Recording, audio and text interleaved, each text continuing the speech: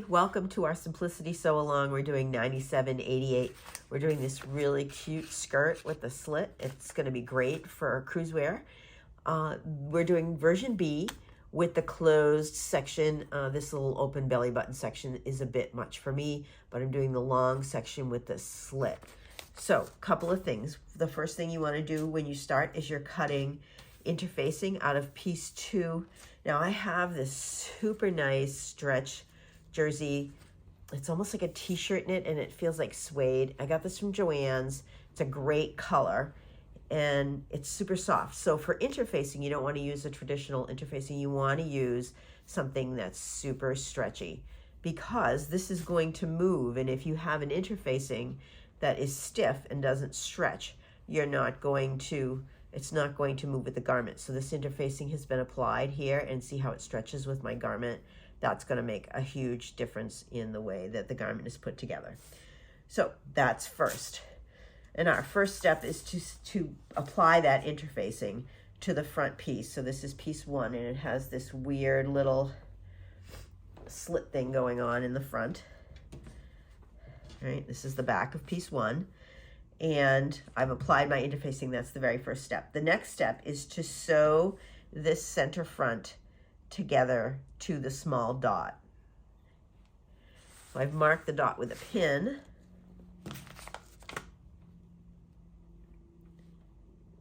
Over here on the front. And I want to fold this. It's essentially a dart. That's what we're stitching. We're going to stitch up a dart. So we're going to stitch this closed, because this is where our gathering is going to be to make that ruching in the front. And we need to stitch all the way down to this mark. And you want to make sure that you're stitching it when you're stitching it, that the mark is in the center, right? So I'm going to just open up my side seams. You know, this fabric is inexpensive, so it's curly. The edges curl, which is a sign of a inexpensive knit, but it's going to be fine for what we need. It's one of these fashion trendy things, so you don't want to spend a lot of money on it. So I'm going to stitch it right to there, right where that pin is. Yeah, so you don't want to spend a lot of money on a fabric that's for something that's trendy, unless you have money to kick around, and that's fine too. But because I'll probably wear this just a few times, I don't imagine it's going to become a traditional staple in my closet. That finding something at Joann's that's fairly inexpensive, I think this was $12 a yard or something, and I only needed a couple of yards. All right, so now that we've pinned this, we're going to start stitching this like a dart. Start very narrow right at this point, maybe a little beyond it, and narrow, and stitch this with a 3/8 inch seam allowance all the way up to the top like a dart. So that's our first step. All right, we stitched up our center front seam, and you can see that I started really thin, like very narrow. And then we want to press it flat and open.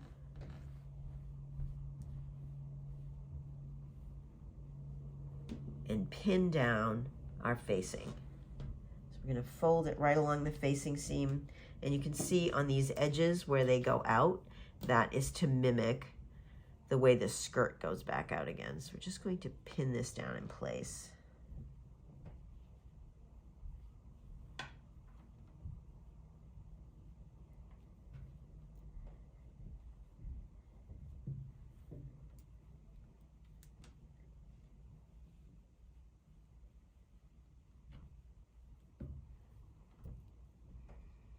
All right, so here's our skirt top, and our facing's been pinned in place.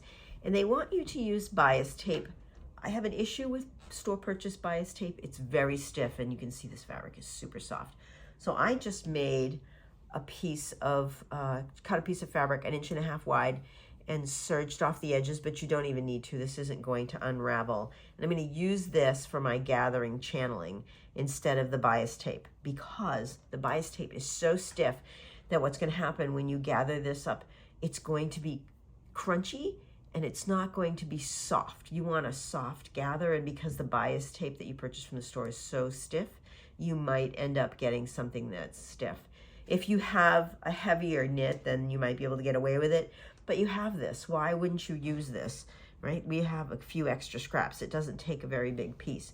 So we're going to lay this on top of our fabric panel front and pin it very carefully so it's in the center, and you can just kind of peekaboo on either side here to make sure that it's in the center.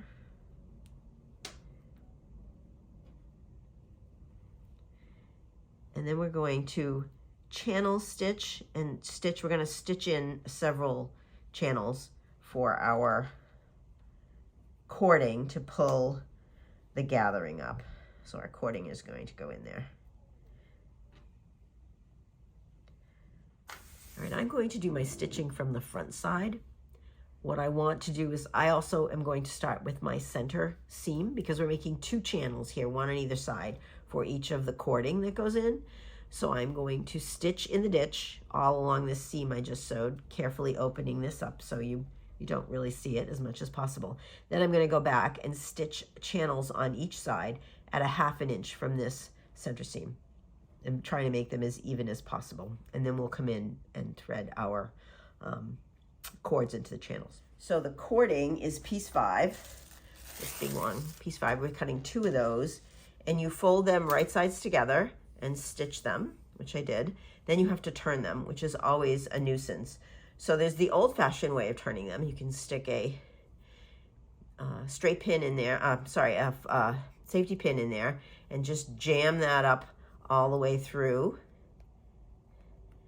And I kind of like this method because I can just get it without. All right, yeah, the method they suggest is using a darning needle with some thread. I've just doubled up my thread, and I'm going to knot it into the end of my, because this is a darning needle, it doesn't like the fabric very much. But I'm going to tie a little knot in there so it doesn't go anywhere. See, this is the problem with this method. The needle is bigger than the fabric, and we have to anchor that in there. Then you're going to take this needle and stick it through. So it's the same principle as the safety pin. You get it all the way through to the other side.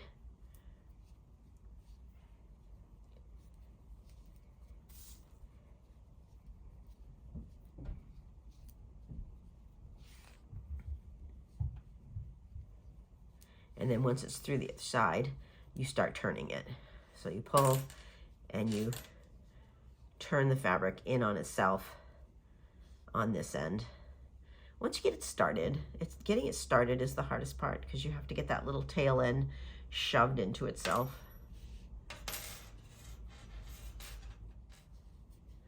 So you can see I've gotten that started in there, and now I'm just going to keep pulling on one end of the thread and kind of pushing my fabric through.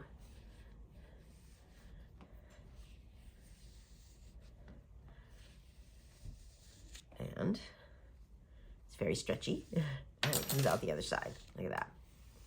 And voila. So now I have turned my little noodle. All right, and then you just clip off this thread.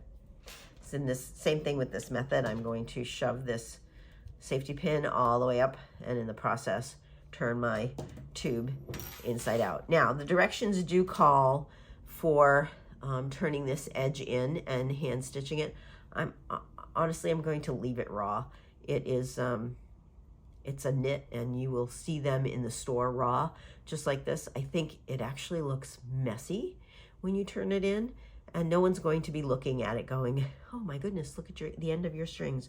So I'm going to leave this way. All right, and I can see all my nice channels, right? I went through the center first, and then that way I knew that my cording was on straight, and then I went and stitched pretty much the presser foot width apart, up and down. So I have 2 channels. We're gonna look at the back here. And then I have my 2 cords that I've turned inside right. And I'm gonna use the safety pin. I'm just going to slide it up through the channel.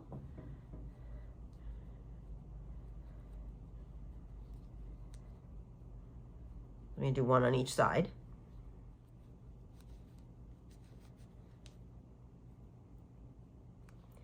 hardest part of this is making sure you don't get it into the facing, because if you get that pin into the underneath this facing, you're not going to be able to pull it through.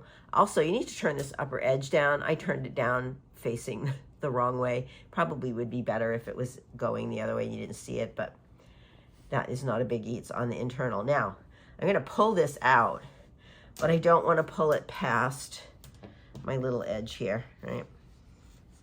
I'm just going to stick a pin in the bottom so it doesn't slide through.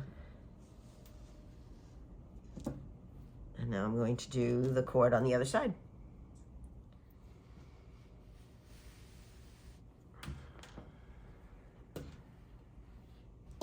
All right, here's my second cord. Put a little pin through that.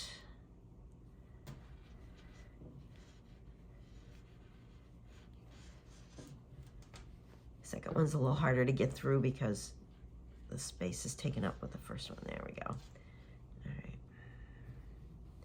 So now we're going to go back and stitch across the bottom here to keep these little cords in place, right? We don't want them to go anywhere. So we're going to stitch them across the bottom so we can pull this upper edge. And look at how nice this looks from the front, right? We're going to gather this. It's going to be beautiful.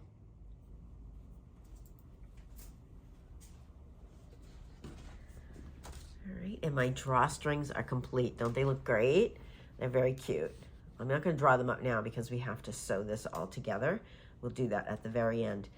I'm going to skip a bit of the instructions because I'm going to sew it in an invisible zipper, and the way I sew it in, I don't use an invisible zipper foot, and I will definitely add the information on how to sew an invisible zipper. We've done plenty of videos on that.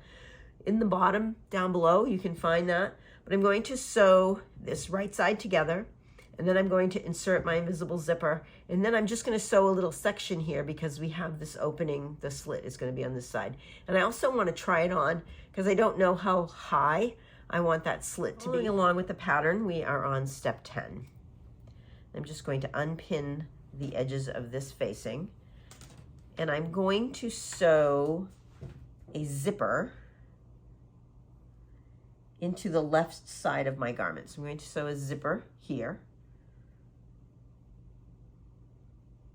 And I want to sew the right side seam. So there's a slit here on the left, and there's a zipper. And the way they have you install it, they have you stitch this section here and then put the zipper in. Well, I don't use an invisible zipper foot. I use a regular zipper foot. So I'm going to leave this open and put the zipper in, and then go back and stitch it because I may not want that slit way up there.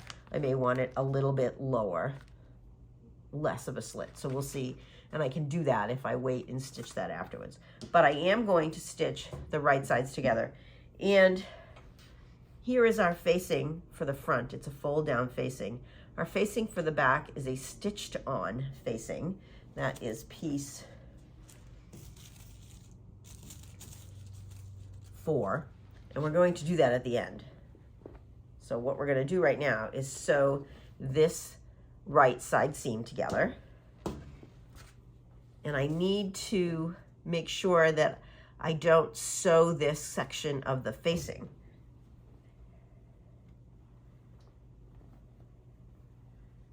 I'm going to take my skirt back, and I'm going to put them right sides together.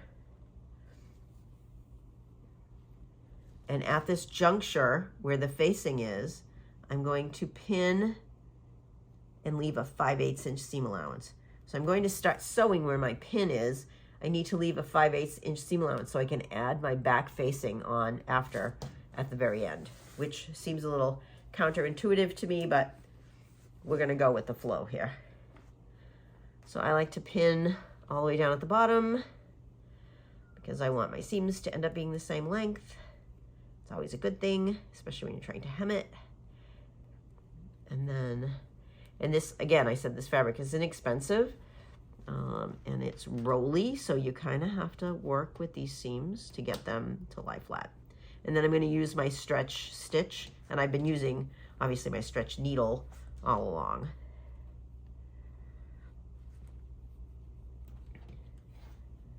So I'm going to pin this up and be careful to match these edges, these rolly little edges. when I catch them in the sewing machine. And then I'm going to put my invisible zipper in on this side, and then we'll come back and take a look at it. If you haven't done an invisible zipper before, I will put a link into the document below so you can find the invisible zipper video. We've done a couple of them, and they're pretty easy to put in. You'll love them once you do them.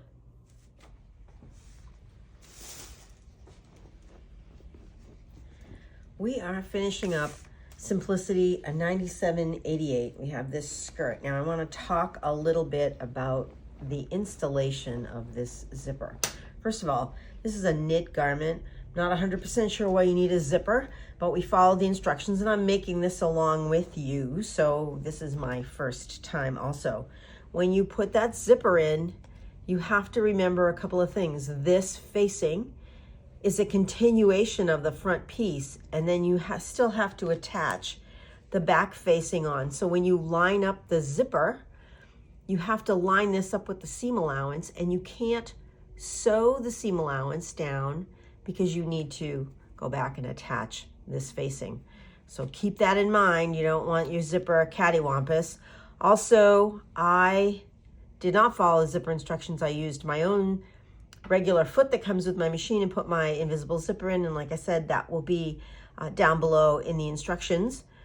And then I continued on and stitched to where I wanted the slit to be. Now when I tried the skirt on, I pinned a section that I thought it would be the right length for what I wanted, and then before I stitched that up, I went back and I pinned the bottom edge, put a couple of pins in, and pinned where I wanted to be so I could stitch it from the zipper to where that stop is going to be. I used 2 pins. It's a visual indication for me that that's where I want to stop, so I don't end up sewing down here and I have to rip it out. But I pinned it down here because I want my hem to be even in the final garment. So you need to make sure that these lengths aren't off a little bit. So now that that's done, we're all set there. The other thing, my zipper is a little long. I didn't go all the way to the bottom because it's easier. So I took my machine and I stitched over the teeth of those zippers a couple of times. It's a plastic nylon zipper, so you can do that with your needle. Just go very slowly. And then I'm just gonna cut this off now so I don't have, because this is stiff, right? And this fabric is super soft, and I don't wanna have that bulkiness on the side of my garment. So now the zipper ends and there's no like bumps or anything there. Now is a really good time to try it on, because if it's too big, you can't just take it in on one side with this detail here because it will be off center. So if you try it on now and you need to take it in, you can add some darts in the back and then just shorten up your back facing, and that would be the best way to take it in if it's too big. So I'm going to try it on, and then after I do that, I'm going to apply my facing to my back piece, and that, remember, it's going to go on this way, right? We want the larger piece of the facing to be up, because when it goes back down, the skirt goes out, and we want this to go back down this way. So I'm going to apply the right sides together, and I'm going to go all the way over. See, this is ridiculous to me to put this on after I put the zipper in. I would have much preferred to do this before I did the zipper, because now I have to futz around with the head zipper tape. So when I make this, if and when I make this skirt again, I will definitely put the back facing on. I guess I don't understand why the front facing is grown on and the back facing is stitched on. So, I mean, it's like they couldn't make up their mind which one they wanted to do.